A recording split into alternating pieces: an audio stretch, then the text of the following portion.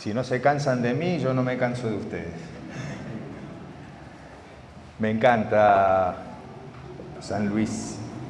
Mi primera vez acá y creo que vamos a estar viniendo seguido. Vamos a estar viniendo seguido. Hay muchos proyectos muy lindos. Prepárense porque viene algo muy grande para San Luis. Y ustedes van a ser parte, cada uno de ustedes son parte. ¿Sí? De allá estamos impulsando, pero esto es para ustedes. Siéntanlo propio. Esto es para ustedes. ¿Sí? Siéntanlo como propio. El lugar a donde se va a ir y probablemente sea el primero de muchos más grandes. ¿Sí? Porque Dios tiene puestos los ojos en San Luis. Y por algo nos trajo. Por algo nos trajo y bueno, yo también tengo los ojos puestos en San Luis. Siempre busqué un lugar así como para mi tiempo de retiro, que ya está por empezar, pero yo no me puedo retirar. Así que seguramente estaremos viniendo más a menudo. Bueno, nosotros dejamos pendiente un tema que era el síndrome de Caifás, ¿sí? Y yo quiero hacer una salvedad. Básicamente, ¿cuántos tienen mi libro? Bueno, todo lo que hemos estado hablando está en el libro, ¿sí? Así que no dejen de tenerlo en la medida de lo posible, ¿sí? Porque la próxima vez que venga ya voy a tener pensado que habrán empezado a leerlo, ¿sí? Así que, pero ¿qué pasa con el síndrome de Caifás? El síndrome de Caifás es el final de todo un recorrido que venimos haciendo. Hubo un tema que es previo al síndrome de Caifás que nos fue dado, que es, no llegamos por una cuestión de tiempo, el fenómeno de masas y la experiencia espiritual genuina. ¿Y qué pasa? Que poder entender lo que es una masa psicológica y cómo se mueve una masa, ¿sí? Donde primeramente una masa se sostiene por un líder o por una idea, donde cada una de las personas que adhieren a ese líder o a esa idea dejan un poco de su yo, dejan un poco de su ser, se empobrecen en función de el conjunto. Entonces el individuo en masa hace cosas que normalmente no haría si está solo. Pero ¿qué pasa? Todo eso va a depender de ese líder.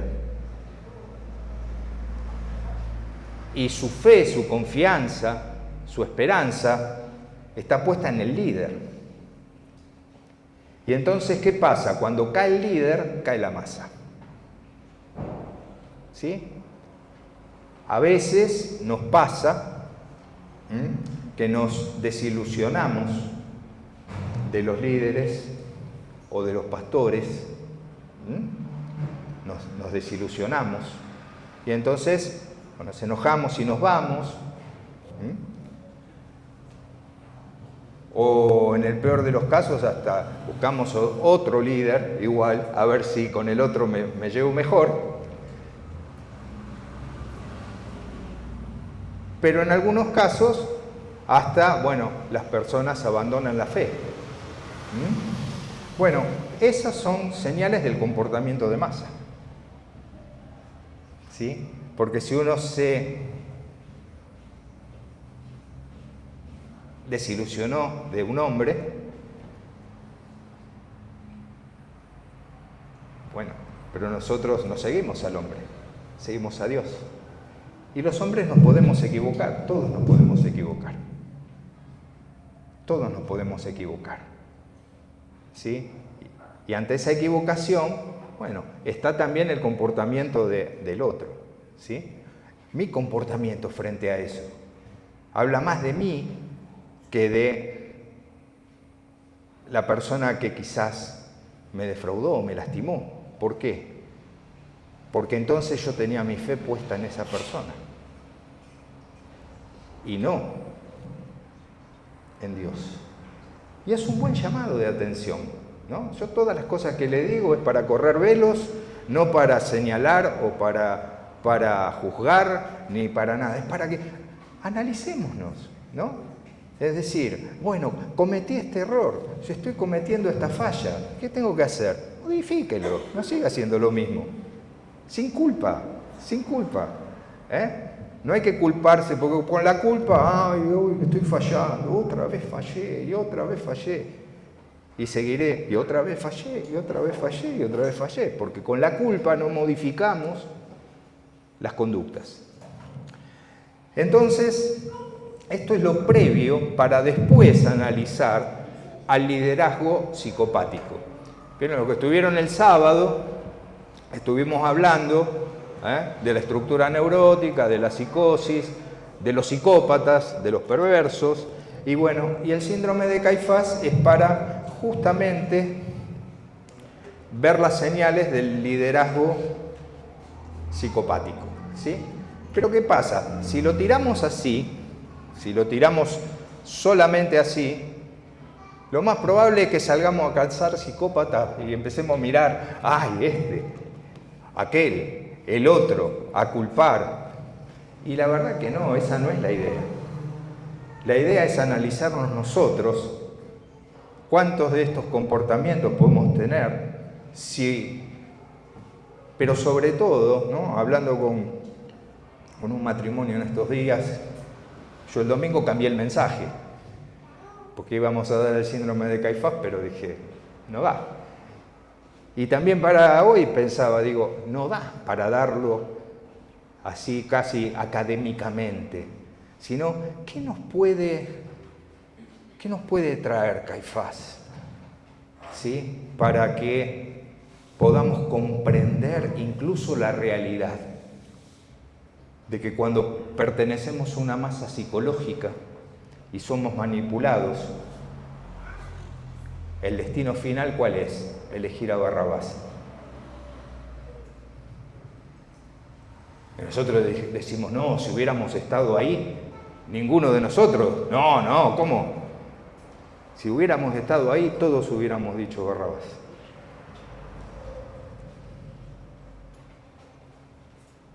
Porque nos vendieron el lawfare, ¿sí? La peor infamia de la historia, el juicio más corrupto de la historia. Pero nosotros porque tenemos el diario del lunes. Ahora, si hubiéramos estado ahí y creemos ciegamente en nuestros líderes, en lo que nos dijeron, en lo que dicen, en lo que dice la televisión,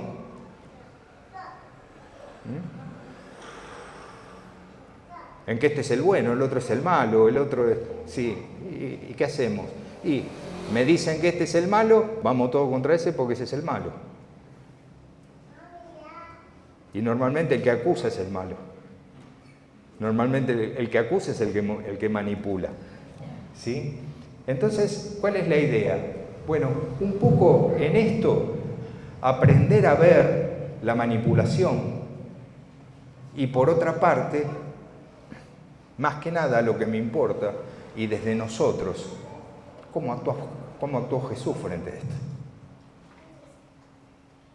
Porque a nosotros, más allá de cómo actuó Caifás, para detectar, ¿sí?, a los líderes falsos, a la psicopatía, lo que más nos tiene que importar es cómo actuó Jesús frente a eso. ¿Cuál fue la actitud? ¿Sí? Se enojó, se puso mal, se sintió dolido, se cambió de iglesia, salió hablando contra... ¿Sí? ¿Cómo actuó Jesús? Entonces, para poder entender un poco la base del síntoma, les hice esta introducción, para que podamos entender que en esa época, ¿sí?, como vimos en el síndrome de Nicodemo,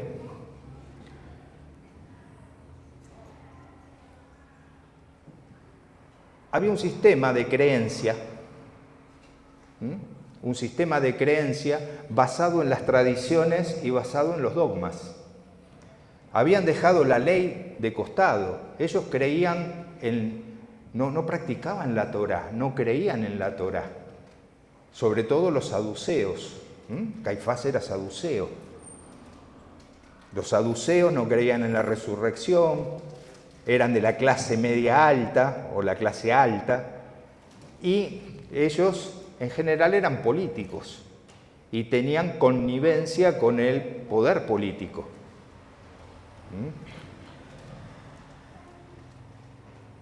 Pero los fariseos, que eran los ortodoxos, los que seguían la ley, de todas formas ellos también estaban contaminados, porque no se regían por la Torá, sino por el Talmud babilónico. El Talmud era las interpretaciones de los rabinos más prominentes acerca de lo que decía la Torá. ¿Vieron? Y no sé si me van siguiendo, pero ¿cuántos de nosotros, en lugar de venir a la Escritura, en lugar de venir a la palabra y hablar directamente con Dios y esperar su revelación, nos guiamos por la interpretación de cualquier otro? Y entre cualquier otro está la mía también, Cuestionen, no tomen todo lo que se les dice, ¿sí? Sino cuestionen, no tengan miedo a cuestionar. No tengan miedo a cuestionar, porque si cuestionan, ¿sí?, no van a ser manipulados. Ahora, si dicen, sí, Juana, le pertenezco, ¿sí? Y son carne de cañón para los psicópatas. Por otra parte, quiero que ustedes piensen en sus pastores mientras hablamos del síndrome de Caifás. Y piensen en sus pastores para que vean la diferencia.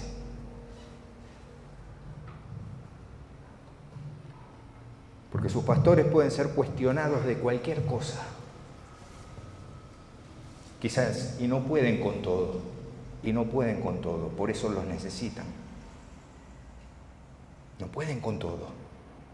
Ellos no pueden con todo. Hay cosas que lo superan, porque todos tenemos nuestros límites, ¿sí? Pero fíjense que tienen lo más importante, son sanitos de corazón. Y cuando hablemos del síndrome de Caifás, y cuando veamos las características, y cuando después hablemos un poquito del abuso espiritual, ustedes piensen si encuentran alguna de estas características en sus pastores. Y yo puedo asegurarles que no van a encontrar ni una. Porque tienen un privilegio. Tienen pastores con corazón de pastor. Y eso es lo más importante. Es lo más importante. Pastores con corazón de pastor, que no abundan. Por eso los animo a esto grande que se viene, apoyen a sus pastores. Apóyenlos, súmense. Si cuestionen, si tienen alguna diferencia, háblenlo, chárlenlo. Ellos no son perfectos, pero están dispuestos.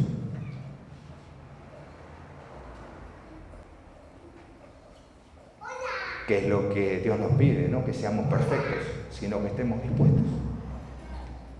Y que entiendan que con todo no pueden. Muchos de ustedes son los que le tienen que sostener las manos, levantar las manos. ¿Se acuerdan de Moisés cuando estaba peleando con los amalecitas y la batalla se prolongaba? Yo sigo cambiando el mensaje, ¿vieron? Pero la batalla se prolongaba y estaba cansado Moisés. Pero cuando Moisés levantaba las manos, entonces iban ganando, ¿sí? ¿Están acá? ¿Sí? Me miran con una cara, ¿nunca leyeron ese pasaje? Bueno, si nunca lo leyeron, vayan y búsquenlo en el libro de los Números.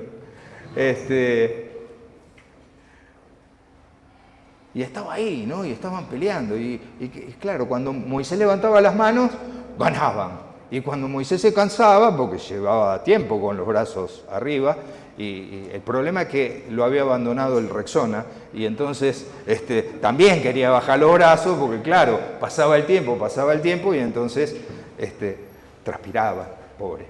Pero cuando le bajaban los brazos, ganaban los amalecitas. Y entonces, ¿qué hicieron? Y se juntaron varios y le levantaban los brazos. Bueno, eso es lo que les pido, en nombre de Dios. Levántenle los brazos a sus pastores. Levanten los brazos a sus pastores. Sosténganlos. No esperen todo de ellos. No esperen todo de ellos. Ustedes son tan hijos de Dios como cualquiera de nosotros. Empiecen a tomar responsabilidad. No esperen todo, que todo me lo den. No, ustedes pueden, asuman la responsabilidad y empiecen a ver que si quieren, pueden. No hay nada ni nadie que les impida hacer todo lo que quieran. Ni tienen una 45 en la cabeza, ¿sí? Ni hay nada ni nadie que les impida o les obligue a hacer aquello que no quieran, ¿sí? O tienen una 45 en la cabeza. Por lo tanto, como dijimos el otro día, no puedo, no existe. No existe. Si quieren, pueden. Y todo lo pueden en Cristo que los fortalece. ¿Sí? Le digo a ustedes porque yo eso lo tengo clarísimo. Si digo yo, entonces piensan que soy yo. No, ustedes. Todo lo pueden en Cristo, que los fortalece. Y entonces, así como en el ser individual se producen enfermedades que llamamos psicopatologías, cuanto más nos apartamos del modelo original, sobre la base de la dinámica psíquica, yo tomo lo que me hace bien, rechazo lo que me hace mal. La dinámica del grupo de la iglesia, que es lo que no vimos, la masa se maneja por un líder, donde todos los yo empobrecidos de todos los demás se proyectan sobre el líder y entonces ahí en la masa, todo lo que nos sentimos poquito y que no podemos, ahí tomamos potencia. La iglesia es al revés, dijo Jesús en Juan 15, yo soy la vid, ustedes son los pámpanos. Nada pueden hacer sin mí. La iglesia es al revés. La iglesia, el centro, lo que une, lo que amalgama es Dios. Es el centro. Y Él, por su Espíritu, nos llena. ¿Para qué? Para que nuestro yo se fortalezca. Para que seamos cada vez más nosotros. Para que potencie nuestro yo, para que podamos decidir conforme a la dinámica psíquica original, tomando lo que nos hace bien, rechazando lo que nos hace mal. Y esto viene de Dios. ¿Para qué? Para que cada vez, cada uno de nosotros seamos más nosotros según el modelo de Jesucristo. Para que cada vez Cristo se forme más en cada uno de nosotros. ¿Sí? No en la masa. No en la masa. En lo individual. Cada uno de nosotros somos agentes de cambio. ¿Qué dijo Jesús? Ustedes son la luz del mundo. Ustedes, yo, somos la luz del mundo. No dijo tienen que ser la luz del mundo. Dijo que somos la luz del mundo. Somos la luz del mundo. Entonces no tenemos que hacer nada para alumbrar, solamente tenemos que brillar, dejar que esa luz vaya. No, pastor, pero yo con todo lo... Vos sos la luz del mundo. ¿O lo vas a contradecir a Jesús? Si tenés algún problema con eso, arreglate con Jesús. Yo te transmito lo que Él dice. ¿Quién sos? ¿Quién sos? ¿Quién sos? Sos la luz del mundo. Por lo tanto, brillemos, pongamos la luz en alto. No andamos ahí con vergüenza, con miedo, pobrecito. Sos la luz del mundo. No tenés que hacer nada para ser. Síndrome de Nicodemo, semana pasada. Ya somos. Por lo tanto, hagamos de quienes somos. Ustedes son la sal de la tierra, dice. No dicen que tiene que ser la sal. Somos la sal de la tierra. Bueno, entonces salemos. ¿Sí? Sin culpa, asumiendo la responsabilidad. Si no lo hicimos hasta ahora, bueno, por eso la comida no nos salió tan rica. ¿Sí? Por eso es que a veces no tiene tanto gusto. ¿Por qué? Y porque yo no salo. Si yo soy la sal. Si no me gusta, estoy vacío. Ay, no me gustan las cosas que pasan. ¿No? Ahí empiezo, ¿no?, a hablar. Me junto en la queja. Cuando no la crítica. No, eso acá no pasa seguro. Eso nos pasaba en la base de Marambio, pero acá seguro que, ¿no? Estas cosas no pasan acá, ¿no? Entonces, salemos. Somos sal y somos luz. Somos, ¿sí? Sos. Vamos a sacar el somos porque no vamos a la masa. En la masa sí, ellos son, yo no.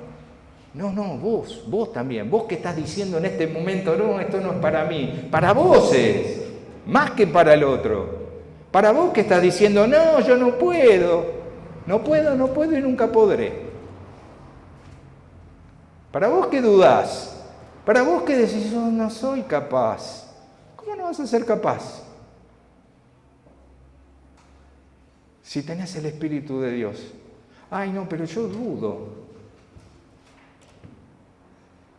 Esa no es la voz de Dios. La duda no es de Dios. La duda de quién sos no es de Dios.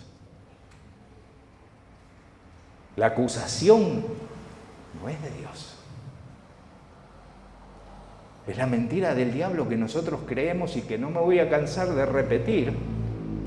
Que si vos le crees la mentira al diablo, te hace la vida miserable.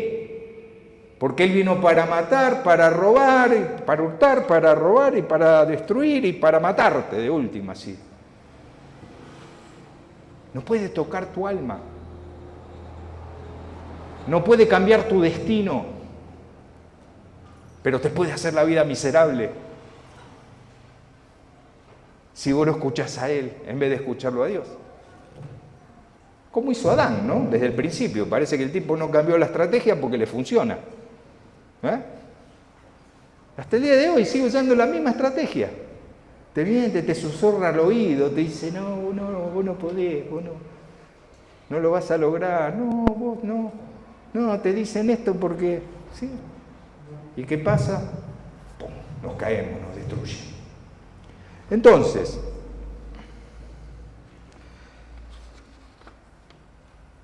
quiero situarme en este sistema religioso que había, una base de creencias que estaban muy lejos de lo que Dios les había revelado en su palabra, muy lejos de la ley.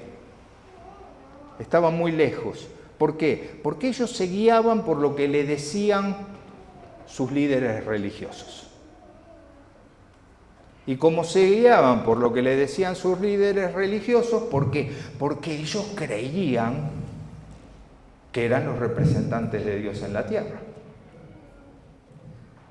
Y por seguir a esos líderes, fueron parte de la mayor injusticia que se cometió en la historia de la humanidad.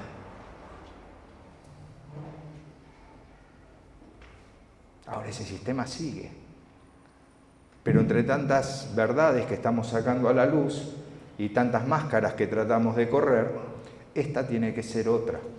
de entender cómo opera el sistema del mundo, el sistema del diablo, ¿sí? Que vos no sepas, que vos no decidas, que vos sigas ciegamente lo que te dice otro, sin haberlo chequeado, sin haberlo llevado primero a Dios. Porque si nos agarran esas certezas, que son las certezas que nos han inculcado y que no son nuestras, por esas certezas nos llevan así de la nariz para donde quieren.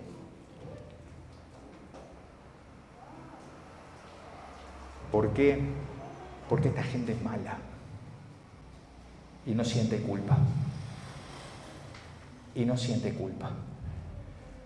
Y quizás el mayor ejemplo que encontramos de este tipo de líder lo encontramos en el tío José Caifás. José Caifás, en realidad. Bueno, Caifás para los amigos. Él era el sumo sacerdote en tiempos de Jesús. ¿Sí? Él fue sumo sacerdote desde el año 16 después de Cristo hasta el 36 en que fue removido.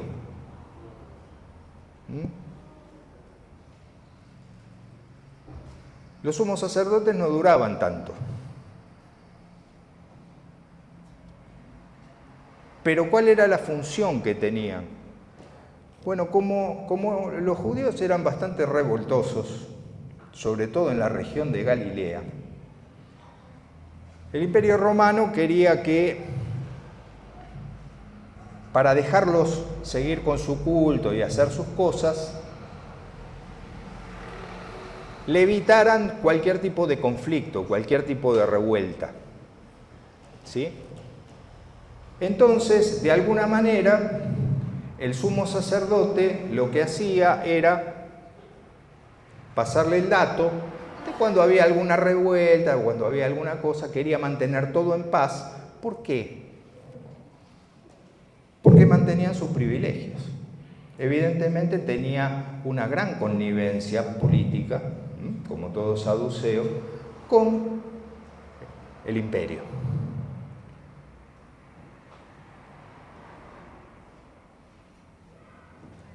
Que el nombre de Caifás no apareciera cuando Pilato hablaba de los revoltosos, de aquellos a los que él despreciaba y insultaba incluso. Pero el nombre de Caifás no aparecía. Esto demuestra que algo en común tenían. De todas maneras, Pilato lo despreciaba absolutamente a todos los judíos y a este, sobre todo por ser tan servil, pero le convenía. Ahora entendamos el lugar del sumo sacerdote.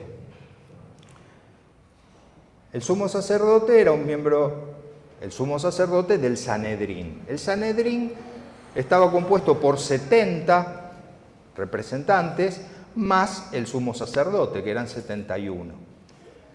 ¿Saben de dónde está tomado ese número y esa estructura? Ustedes recuerdan que cuando Moisés había sacado al pueblo y tenía que juzgar, era mucho pueblo, ¿no? Y entonces habló con su suegro, Jetro, que le dijo, mirá, esto es mucho para vos, vos tenés que delegar, vos tenés que ir dejando que otros hagan lo que ocuparse de las otras cosas y vos te ocupás solo de los asuntos importantes. Entonces dice, los vas a dividir en grupos de 70. En grupos de 70. Y vas a poner sobre cada uno un jefe. Ellos van a juzgar las causas menores y lo que es más importante te va a llegar a vos. Bueno, entonces el Sanedrín estaba compuesto de esa manera. O sea, los 70 y el sumo sacerdote. ¿A quién venía a representar el sumo sacerdote? Sí, a Moisés. El sumo sacerdote era Moisés. Entonces, imagínense, él era la encarnación en su rol, era la encarnación de Moisés.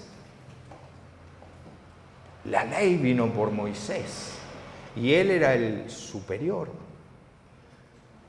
Ahora, de creerse Moisés conscientemente a creerse Dios inconscientemente, hay una línea muy delgada.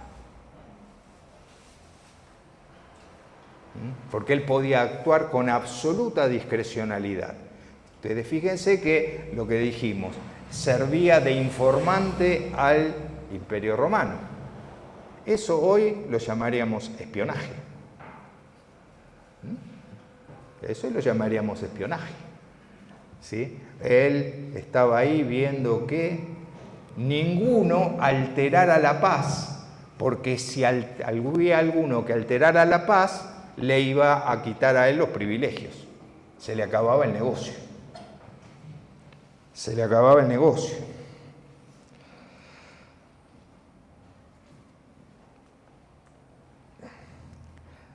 Ahora, tengan en cuenta lo siguiente, algo muy importante para después, para el juicio, ¿sí? Mientras él cumpliera estas funciones, después podía manejar el gobierno del templo y de lo sagrado del pueblo como él quisiera. Él podía hacer lo que quería, ¿sí? Pero había algo que no tenían, ¿no? Porque el templo recupera el poder judicial. Entonces, eran ellos los que intervenían en los asuntos del pueblo y en la ley del pueblo. Pero ¿qué no podían hacer? Lo que se llamaba la potesta gladi. ¿Qué es esto? La pena de muerte. Ellos no podían condenar a nadie a muerte. No podían condenar a nadie a muerte. Esa era potestad del prefectus romano. Por eso daban tanta vuelta. Para que lo condenaran a muerte. ¿Por qué? Porque no tenían la potestad.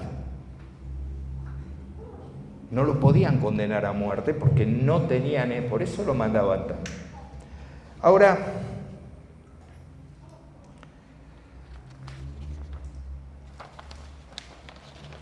para este soberano que podía hacer lo que quisiera, ¿qué valor tenía un muchacho joven, carpintero, nuevo maestro que aparecía ahí?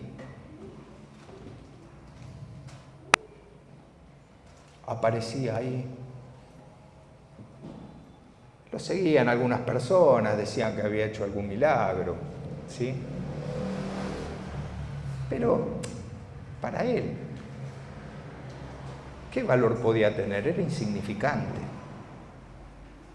Era insignificante. A lo sumo era una moda, como tantos otros que ya pronto pasarían, que habían visto que pronto pasarían.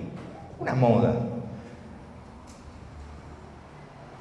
Pero venían y hablaban con él y le decían, no, pero hace revueltas y hace milagros y la gente lo sigue. Caifás no movía un dedo. ¿Por qué? Porque el revuelo lo tenía adentro. Pero no era algo que pudiera entorpecer las relaciones con el imperio. Hasta que de pronto ocurre un hecho y Jesús además a todos los que sanaba y lo que iba ocurriendo, a todos les decía que no digan lo que había acontecido. ¿Por qué? Porque él sabía que si aparecía antes de tiempo, si irrumpía antes de tiempo, si hacía algo que pudiera molestar al sumo sacerdote, lo iban a venir y no iba a poder cumplir su plan. Iban a abortar su misión. Por eso le decía, no es mi momento, esperen, todavía no es mi momento, no le digas a nadie, cállense, ¿sí? Porque cuando llegara a molestar al sumo sacerdote, entonces ahí los tiempos se aceleraban.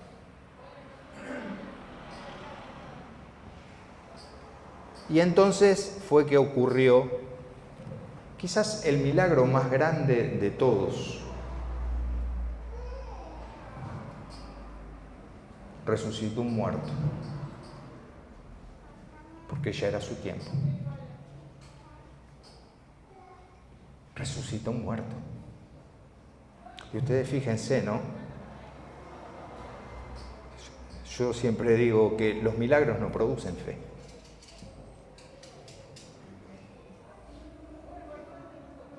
Los milagros no producen fe. ¿Cuántas personas vienen para que se sanen y después se sanan, ¿sí? Y se van sanitos al infierno? Porque vienen por el milagro, una vez que se sanaron, ni que hablar de, estaba sin trabajo y vienen y consiguen el trabajo. Y Dios le da el trabajo. Y después que le da el trabajo, se va dejo, ¿sí? Con el trabajo. Con lo que gana, se va dejo, ¿sí? Trabajo. Entonces, entendamos esto. ¿Por qué no producen fe? Porque ante el milagro más grande, ante la resurrección de un muerto, dice que muchos creyeron, Juan 11, muchos creyeron, pero otros celosos de la fama de Jesús le fueron a contar a los fariseos. Y los fariseos, que no les importaba si era cierto o no era cierto, no les importa la verdad, no les importaba. Entonces, ¿qué hicieron? Bueno, a partir de ahora lo tenemos que matar. Pero todavía Caifás no movía el dedo, seguía tan seguros, ¿Qué pasa? Que Lázaro seguía vivo y seguía entre ellos y caminaba entre ellos y lo acompañó a la entrada triunfal a Jerusalén. Y toda la gente, ¿no? Cantamos la canción, mantos y palmas desplegando van, ¿no? Cantamos, ¿sí? Mantos y palmas, toda la gente aclamando, Hosana, Hosana, Hosana David que viene, ¿sí? Pero el Mesías que ellos esperaban era alguien que los viniera a liberar del poder de Roma. Alguien que viniera a restaurar el reino de David, un reino material, que los volviera a poner a ellos en un lugar de preeminencia y que ellos a partir de ahora recuperaban la gloria terrenal que habían perdido. Eso era lo que esperaban.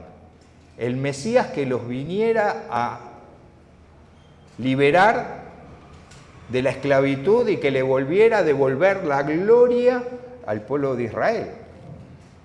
No entendían lo que Jesús le dijo. Y entonces sí, ahí se armó. Llamaron al Sanedrín, se juntaron todos y dice, no, esto es peligroso, porque esto es una revuelta. No sea cosa que se arme más grande y venga el imperio y nos aplaste. Y entonces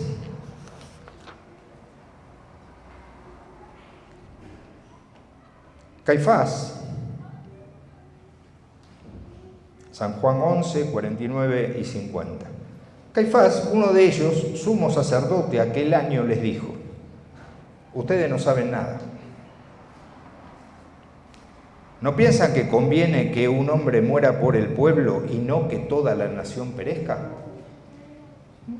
Él pensó clarito y dijo, no, este nos va a traer problemas y va a hacer que el imperio nos aplaste.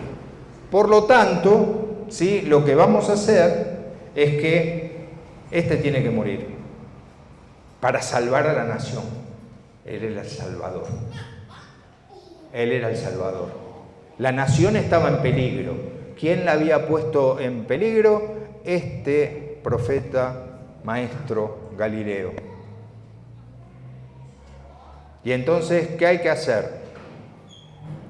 Hay que exterminarlo.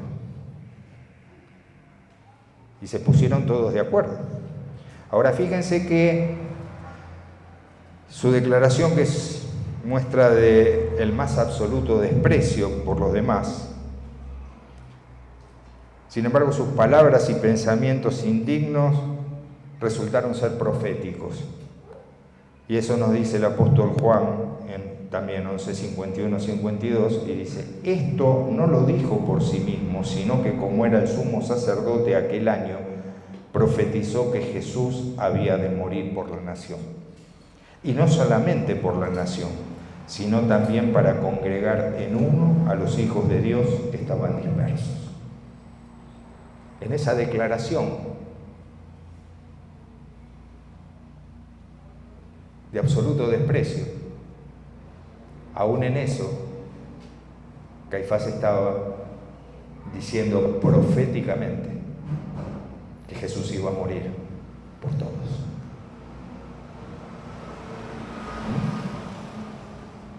Y se empiezan a cumplir las profecías. Ahora, ¿cómo lo iba a acusar? Porque él, como buen saduceo, no creía en la resurrección, así que ese no era un problema, era un gran problema. Pero encontró la causa de, este es el que viene a tomar el lugar del emperador. La nación, nosotros los judíos aclamamos al César. Nosotros los judíos somos fieles servidores del César, el sumo sacerdote. Es este el que viene a hacer los disturbios. Y ahí mete, bueno, ellos tenían una policía secreta y le manda a la policía secreta, ¿sí?, que era la guardia del templo.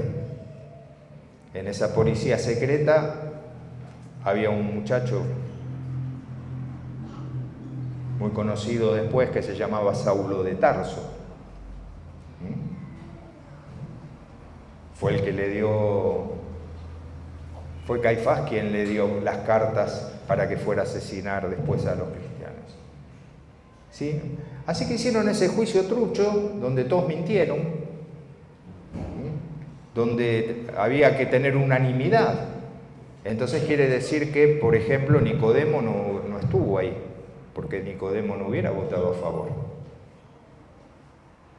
Todo eso se hizo con la famosa frase entre gallos y medianoche. ¿Sí? A la medianoche, cuando no sesionaban, cuando no había nada. ¿Por qué? Porque había que mentir. Pusieron testigos falsos.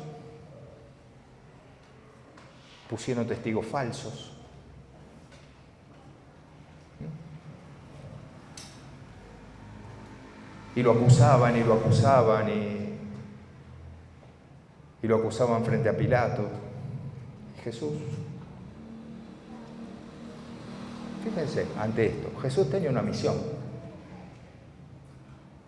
Jesús tenía una misión como cada uno de nosotros. Jesús tenía una misión. ¿Y qué pasó cuando Jesús tuvo oposición? ¿Cómo actuó Jesús? Fue a decir, ay, mira cómo me persiguen, mira cómo me oprimen, mira cómo me traicionan. Tengo derecho a estar dolido, tengo derecho a estar, ¿sí? ¿Cómo actuó Jesús? Es importante que entendamos el Evangelio de Juan, porque en el Evangelio de Juan tenemos detalles que no están en ninguno de los otros evangelios. Y aprender a ver estos detalles, ¿sí? Dice que Jesús estaba ante Pilato, Juan 18, del 28 en adelante, dice, y llevaron a Jesús a la casa de Caifás, de la casa de Caifás al pretorio. Era de mañana y ellos no entraron en el pretorio para no contaminarse y así poder comer la Pascua. Entonces salió Pilato a ellos y les dijo, ¿qué acusación traen contra este hombre? Respondieron y les dijeron, si este no fuera malhechor, no te lo habríamos entregado.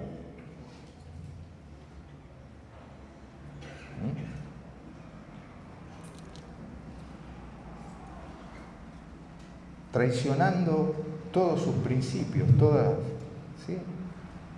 Le entregaban al poder opresor, le entregaban a los romanos a alguien que solamente había hecho el bien.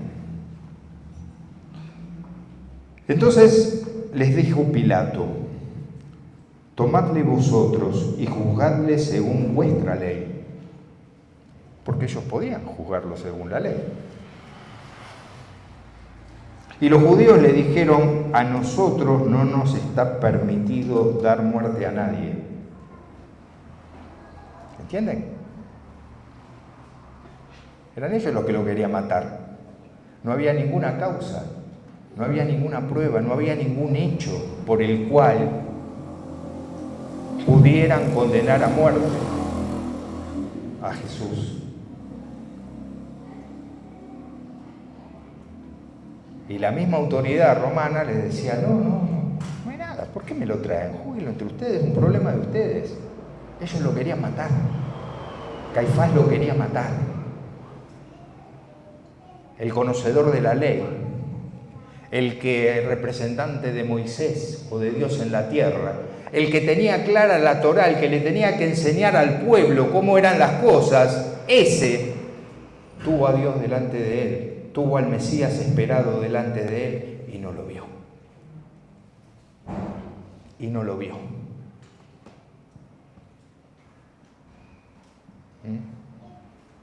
Por eso, cuando se encuentren con algún líder psicopático de estos, si ustedes están en lo genuino, van a ir contra ustedes. Porque les molestan, porque brillan, porque su luz alumbra la tiniebla, porque su luz, la luz de ustedes, les muestra que están equivocados. Y van a ir contra ustedes y los van a querer destruir. Porque no son ellos, es ese que ya está condenado, el que gobierna las mentes de estos líderes para destruir a los hijos de Dios. Pero entonces, ¿qué pasó? Entonces, no está permitido dar muerte a nadie, para que se cumpliese la palabra que Jesús había dicho cuando, dando a entender de qué muerte iba a morir. Entonces Pilato volvió a entrar en el pretorio y llamó a Jesús y le dijo, ¿eres tú el rey de los judíos? Jesús le respondió, ¿dices tú esto por ti mismo o te lo han dicho otros de mí?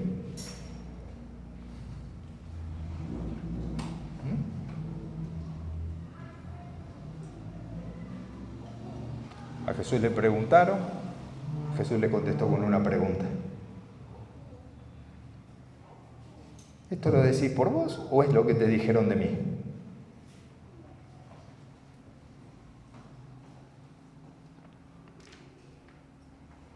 Pilato le respondió, ¿soy yo acaso judío? Tu nación y los principales sacerdotes que te han entregado a mí, ¿qué has hecho? Pilato le preguntaba, no entiendo qué hiciste. Respondiendo Jesús, mi reino no es de este mundo. Si mi reino fuera de este mundo, mis servidores pelearían para que yo no fuera entregado a los judíos. Pero mi reino no es de este mundo. Si mi reino fuera de este mundo, mis seguidores pelearían por mí. Nosotros no tenemos que defender la fe. Nosotros no tenemos que defender la verdad. Nosotros no tenemos que defender a Dios. Dios es Dios, no necesita de nosotros que nosotros lo defendamos, ni que nos pongamos a pelear. Él se defiende solo. Y siempre se defiende con la verdad.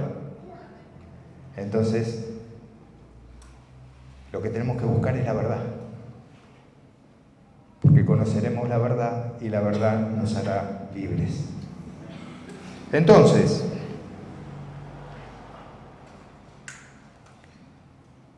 le dijo entonces Pilato luego, ¿eres tú rey? Respondió Jesús, tú dices que yo soy rey. Yo para esto he nacido y para esto he venido al mundo, para dar testimonio de la verdad. Todo aquel que es de la verdad oye mi voz. Le dijo Pilato, ¿qué es la verdad? Y esta es la pregunta de los tiempos. Esta es la pregunta de los tiempos. ¿Qué es la verdad? La verdad es lo que dijo Pilato. Le dijo Pilato, ¿qué es la verdad? Y cuando hubo dicho esto, salió otra vez a los judíos y les dijo, yo no hallo en él ningún delito. ¿Cuál es la verdad? Yo no hallo en él ningún delito.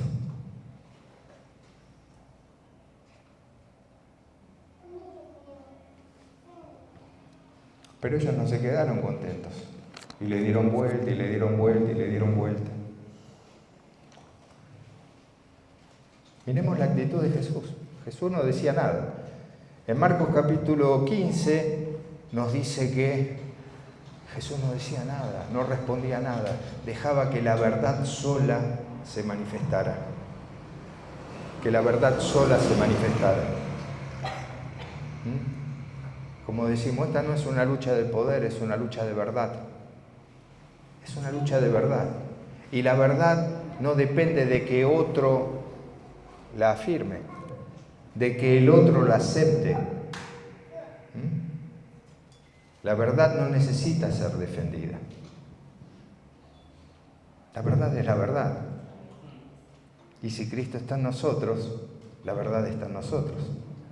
Yo soy el camino, la verdad y la vida, dijo Jesús. Entonces, no es una verdad, es la verdad. Y si Cristo habita en mí, la verdad habita en mí. Y no necesita defenderse, solo necesita mostrarse. Y entonces, con argucias, con cosas, Pilato no quería y dijo, tengo la mía. Tengo acá este preso, tengo este renegado, tengo este revoltoso. Entre este y aquel, ¿a quién van a elegir? ¿A quién van a elegir? ¿No? Además, la semana pasada entraron, ¡Hosana al hijo de David! ¡Hosana al rey! ¡Ahí viene el rey! ¡Ahí viene el Mesías! ¡Tú eres el Mesías! ¿Sí? Una semana antes, nada más. En realidad ni siquiera una semana, unos días antes. Fue, unos días antes. La multitud lo aclamaba, iba con él y todo. Y cuando tuvieron que elegir, ¿a quién escucharon? A los líderes religiosos. que los arengaban y le decían, no, es un malhechor, elijan a Barrabás, elijan a Barrabás. ¿Y a quién eligieron? A Barrabás.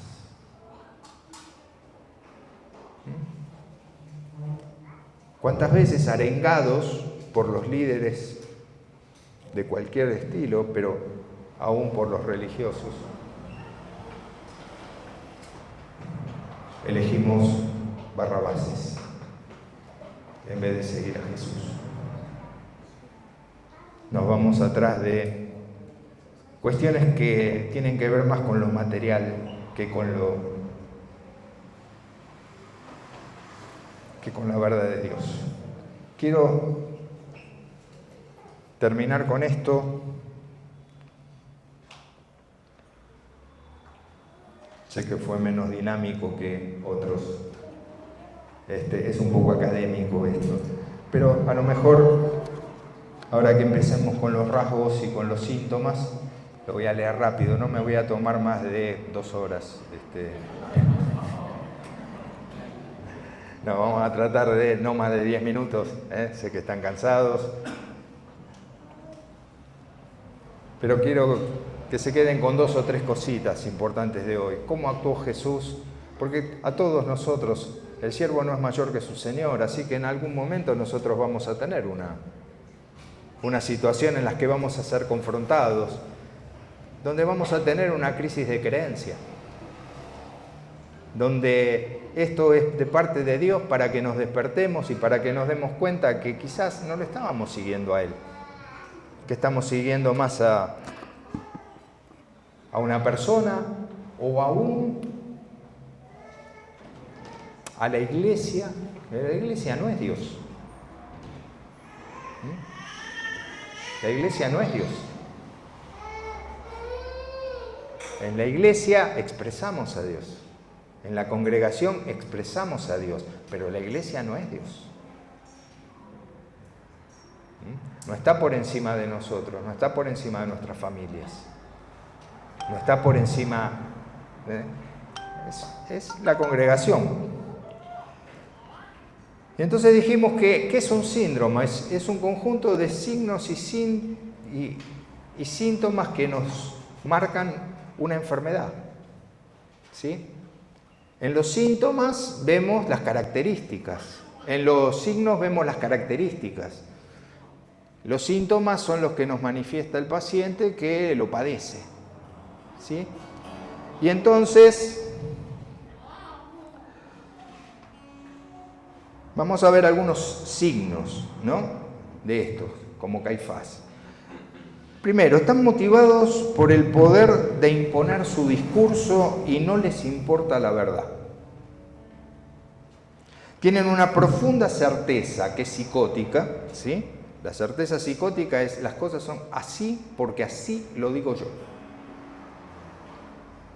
¿Por qué? Porque así es. Tenía un familiar, pastor, que hablaba así. Así es, decía él.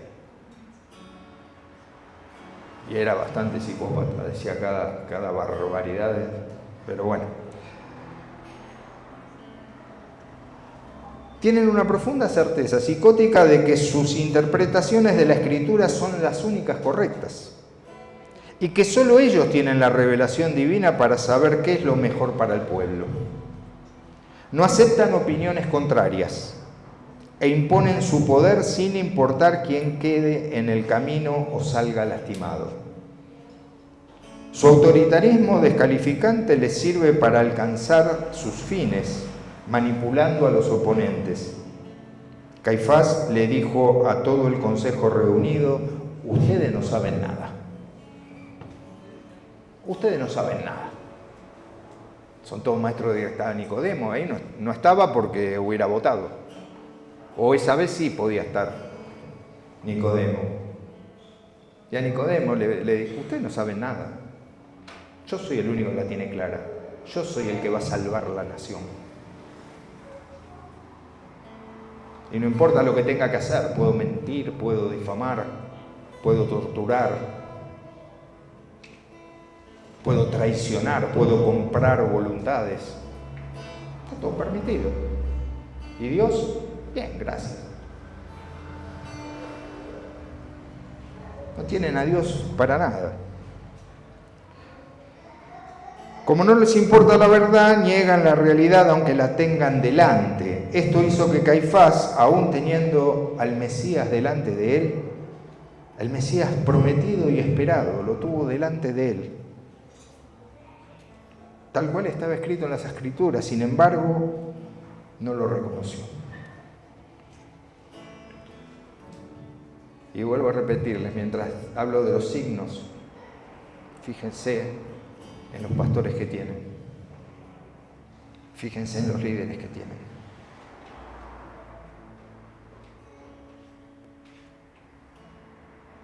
Y si a veces los queremos criticar por alguna causa,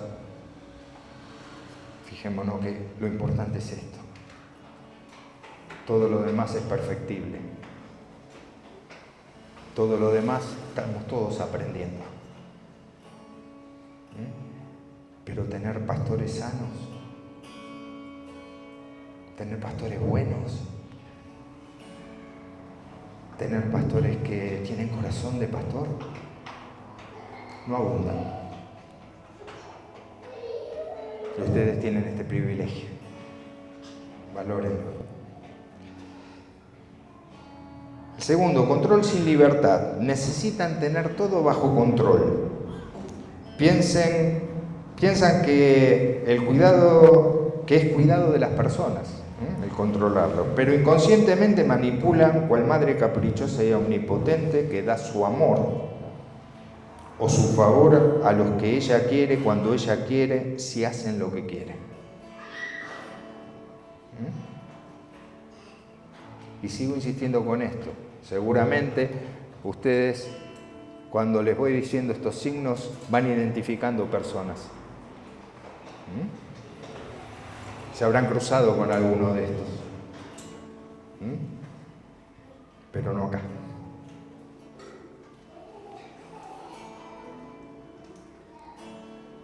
Este signo es totalmente contrario a la libertad con que Dios diseñó al ser humano, para que pudiera asumir su responsabilidad. El tercero, un apego a lo material. Su poder no se sostiene con autoridad espiritual, sino con el poder de dinero y los bienes materiales. Piensan que a través del dinero son bendecidos y tienen mayores posibilidades de llevar a cabo la obra de Dios. Sin embargo, al contar con los recursos materiales, corren el peligro de emprender proyectos gestados por sus deseos en su mente y movilizan actividades rentadas que en una comunidad de fe se realizan por vocación. 4. Poca o nula espiritualidad. Al advertir sobre los falsos profetas y maestros, Jesús nos dio la clave para distinguirlos. Por sus frutos los conoceréis. Por sus frutos los conoceréis. No es por sus dones, no es por su doctrina, no es por su talento, por sus frutos. Por sus frutos. Y como venimos diciendo, de las 9 características del fruto del Espíritu, hay 3 que el diablo no puede imitar: amor, gozo y paz. ¿Qué tenemos que buscar? Fruto, amor, gozo y paz. Cuando vuelva la próxima vez no me interesa que sepan, los que han comprado el libro, que sepan de memoria, me vengan a hablar de síntomas. No. Yo quiero que cuando les preguntes cuánto más amoroso sos o amorosa sos que hace un par de meses. ¿Cuánto más gozo tenés que hace un par de meses? ¿Cuánto más paz tenés que hace un par de meses? ¿Sí? Procuren esto. El conocimiento es bueno, sí. Pero la base, no llenemos con conocimiento el fruto. El conocimiento que tiene que ser una resultante de que cada vez soy más amoroso, de que cada vez tengo más paz y sobre todo más gozoso. Porque esto el mundo no lo tiene. Y se van a dar cuenta que entre los líderes de este tipo es lo primero que ustedes van a ver. No tienen amor, no tienen gozo y no tienen paz, viven preocupados con las finanzas, con los proyectos, con las cosas que hay que hacer. No, eso tiene que ser un resultante, ¿sí? Y ustedes ven que nosotros nos movemos mucho y que andamos mucho y que tenemos muchos proyectos y muchas cosas, pero es la resultante del amor, ¿sí? Digo, ¿nos ven estresados? ¿O nos ven contentos? ¿O nos ven gozosos?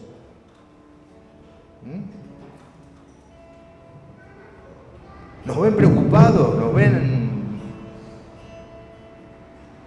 ¿O tenemos paz? ¿Sí? Eso es lo importante.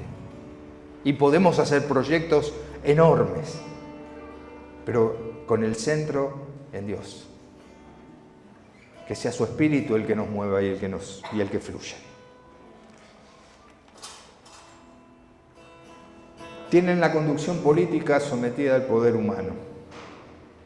Necesitan para hacer sus proyectos, creen que es mejor unirse a los poderes políticos. Así como Caifás. Caifás estaba sostenido por su connivencia con el imperio. Y empiezan a hacer política adentro de la iglesia. Nosotros tenemos que traer a los políticos a la iglesia, porque son personas, para que sigan haciendo política, pero bien, para romper un poco la corrupción, ¿sí? No unirnos nosotros a ellos, ni depender de ellos, porque nos comen. Pero un líder de esto se ciega y se va atrás, y tienen cargos y se meten y meten en la política en la iglesia y sacamos a Dios. Rasgos autoritarios, principalmente con sus colaboradores cercanos, ¿no? Maltratan. Ellos pueden pensar, ¿sí?, los colaboradores, lo que quieran, siempre y cuando piensen como él.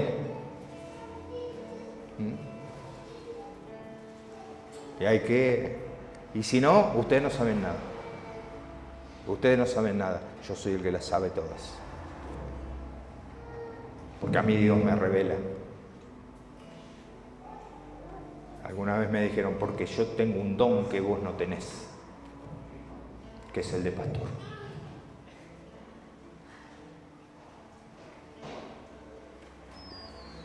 Porque pastor es un don, estoy totalmente de acuerdo. Y yo tengo un don que vos no tenés, por eso decís lo que decís. Y me rompió el corazón, porque era muy bueno, era un muy buen pastor del que me acuerdo siempre. Pero en ese momento me rompió el corazón. Con el tiempo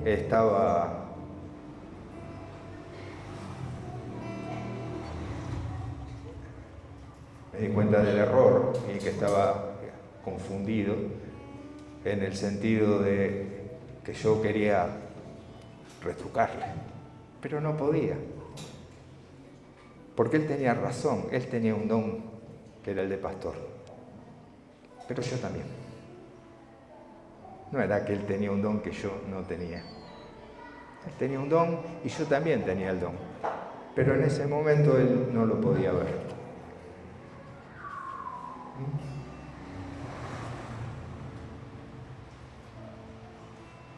Pero se ponen autoritarios cuando se olvidan de Dios. Luego, egocentrismo y exaltación de sí mismo. Caifás no necesitaba tener una actitud narcisista para advertir su ego. Su posición de por sí era venerable. Pero sí podemos descubrir este rasgo en su discurso, especialmente cuando se atribuye a sí mismo el mérito de salvar a la nación.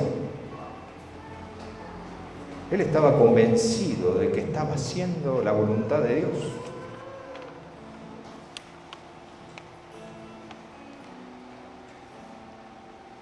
Estos son los signos. Luego son los síntomas, ¿sí? Lo que padecemos nosotros. Proyectan sus miserias contra los que expresan una espiritualidad genuina. Donde ven lo genuino, desencadenan, se ponen locos, se ponen mal. ¿Por qué? Y porque les muestra que lo que hacen mal. Porque alumbra la tiniebla. Racionalizan la verdad y la combaten para imponer la propia. No se puede argumentar con ellos porque le dan vuelta. Y como ellos siempre saben todo y la tienen clara, ¿sí? Y uno no puede decir nada.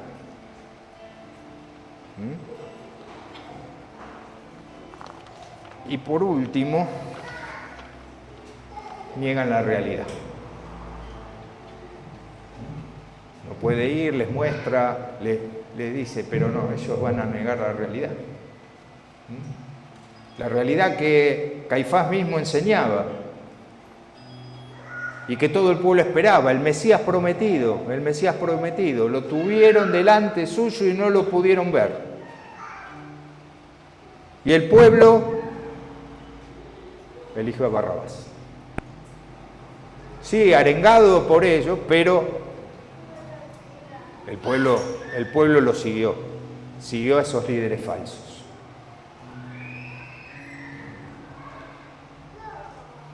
Entonces, yo la primera vez que vengo y he escuchado mucho de que aparentemente acá en San Luis abundan los caifases. Y esto no se hace para que salgamos a mirar al otro, ni para que salgamos a juzgar. Dios está en todos lados, es Dios de todos. Es Dios de todos. No nos toca a nosotros juzgar lo que hace el otro. Sí tomemos la actitud de Jesús y lo que hagamos nosotros, hagámoslo bien. Esto no es para ir a señalar, ni para decir, yo estoy en una iglesia sanita y el otro... No. Dejemos que cada uno haga lo que tenga que hacer y dará cuentas delante de Dios. Pero que nosotros sepamos por dónde tenemos que ir. Estos líderes hablan de lo que hoy, o muestran lo que hoy llamaríamos el abuso espiritual.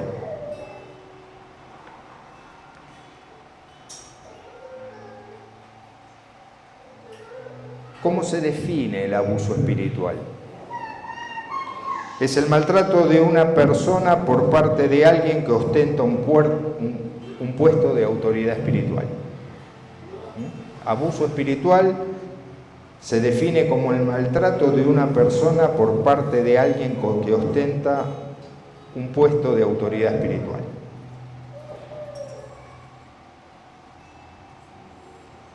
Es el uso de palabras o hechos religiosos para manipular a una o varias personas con el objeto de obtener ganancia personal o propósito propio. Bien, sigo diciendo, miren a sus pastores.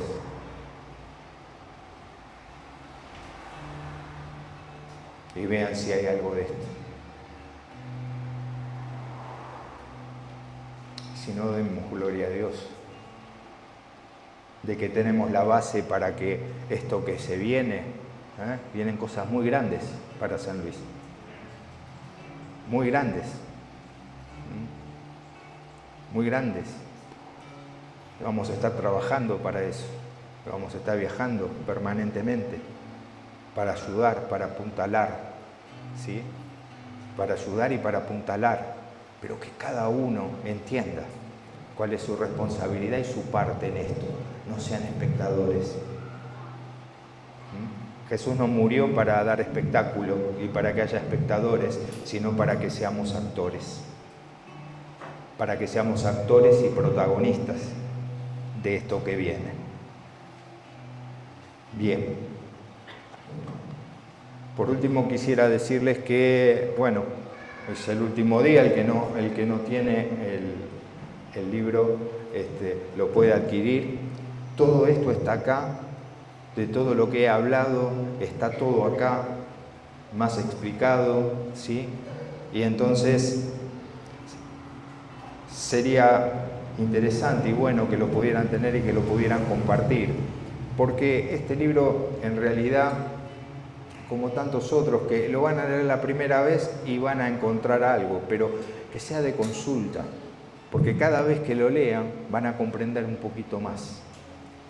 Cada vez que lo lean le va a parecer distinto, ¿sí? Porque irán incorporando cosas que les van a ir permitiendo comprender las otras. Hoy tenemos este punto de partida. Hoy puede ser el primer día del resto de nuestras vidas. Y si hasta acá